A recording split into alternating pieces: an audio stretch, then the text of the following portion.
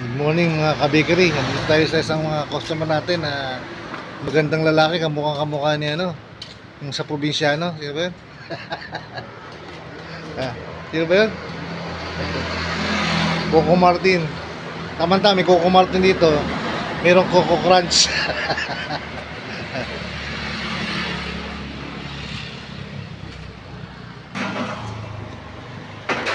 Dito tayo ngayon sa Micawayan, sa may area ng St. Francis, Micawayan, Bulacan.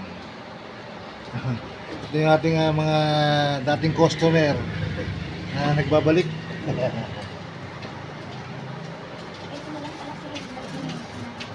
Kasi ang ganda na story ni pare ko eh.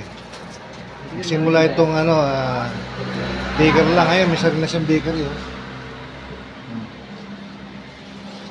Kaya sa pagsusumikap, sa pagtsasaga, marunong ka mag-ipon, marunong ka magtabi ng pera. Kapag sisimula ka ng negosyo, Wala akong bisyo kasi. saka walang bisyo. Tapat sa asawa. Number 1 yun, kung may asawa ka, tapat ka.